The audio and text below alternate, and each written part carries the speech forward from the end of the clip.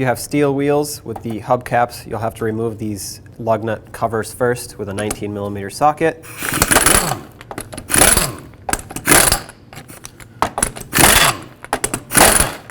And now this cover hubcap comes off. Now remove these 5 lug nuts, also with a 19mm socket, and then we'll take the wheel off.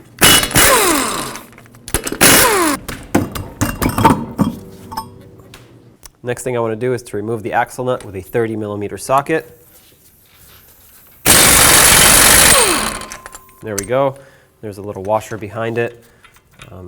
Try to take this off.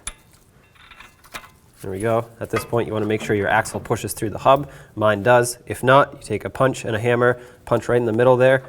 That should break it free. Now let's take the tie rod stud off. 18mm socket.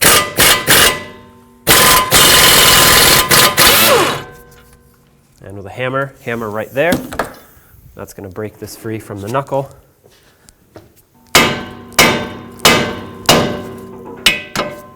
All right, remove that. 18mm socket, remove both of these nuts here so we can get the knuckle off the strut and lean it forward. You don't have to worry about holding the bolt. It's actually pressed in to the knuckle. I'll show you that in a little bit. We'll have to punch it out of here. So let's do the same to this lower one. Just make sure you don't damage your ABS wire when you do this. I guess I'll take this bracket off first. But now I'm putting the nuts back on so I can use the nut to hammer onto the bolt. I don't want to damage the threads. So make these flush like that. Then we'll grab our hammer and drive the bolts out of here.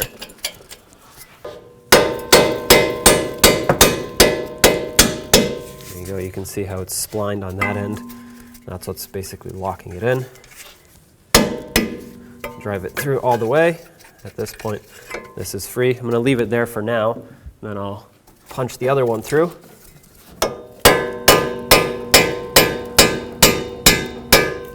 And remove the nut off of this one as well. And now you can pull the bolts out.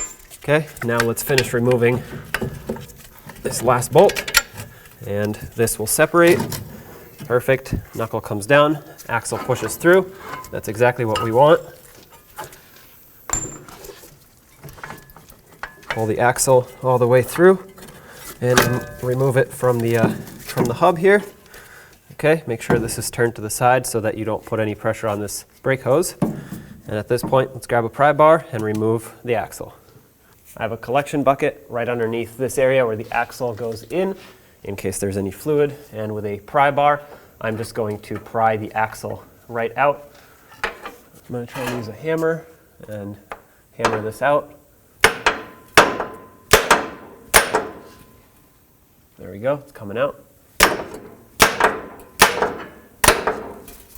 Now that it came out, slide it out the rest of the way, pull the axle out, and here is your old CV axle. But you'll notice that the inner joint looks different. Well, this is actually just a little adapter piece. To take this out, I'm just going to hold it with a rag. That way I get a little better grip on it. Just like that. Then I'm going to take my hammer, hammer down on this inner joint. There we go. This separates. That's what this looks like on the inside. Wipe off any debris and old grease and oil. Here's your old CV axle. Now let's get the new one installed. Take your adapter piece, line it up with the splines, tap it in, and use the rubber end of my hammer. There we go, that slid right in. Make sure it's locked in. Perfect. Let's get this in the vehicle. At this point, it's the best time to replace your axle seal if yours was leaking. Mine is not, so I'm just going to wipe up the debris around it. Make sure you don't actually push the debris inside. And I just want to clean up the area a little bit. Perfect. Take your new CV axle. Make sure it's going the right way in. Slide it in. Line up the splines, otherwise it won't go in all the way. Now that it's locked in to the splines, I'm just going to use the free play of this inner CV joint and kind of push it in. There we go. Make sure it's seated all the way, which it did not, so it has to go a little bit more.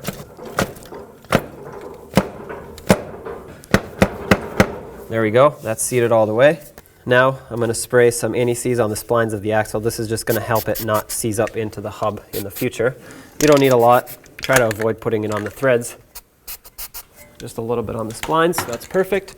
Now you can grab the axle, slide it into the hub and the bearing, line up the splines, and I'm going to untie this bungee cord. There we go. Slide this in, bring it up onto the strut.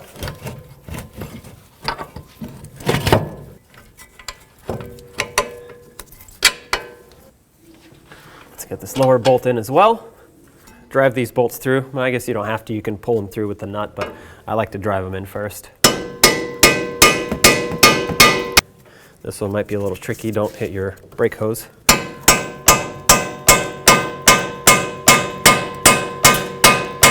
It's good enough for now. You want to put this bracket on next, bracket the two nuts. Then I'm going to snug them up.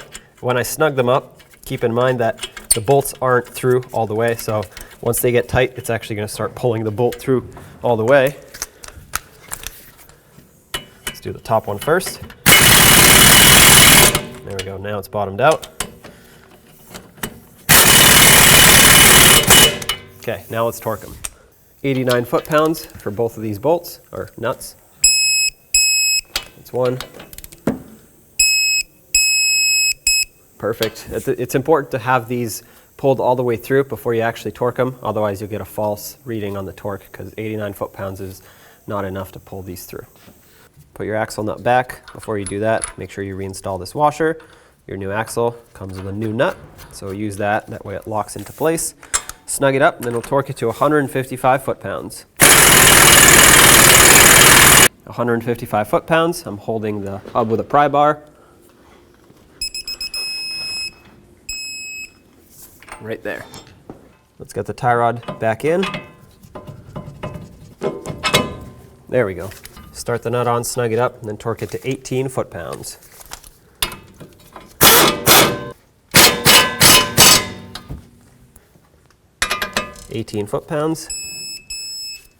Perfect. Let's get the wheel back on.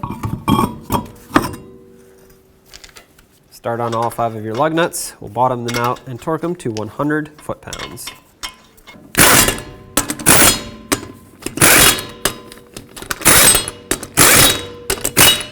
Torque these to 100 foot-pounds.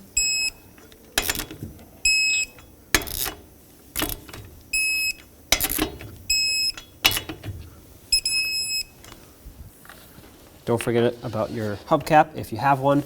You want to line up this cutout with the valve stem. So just like that.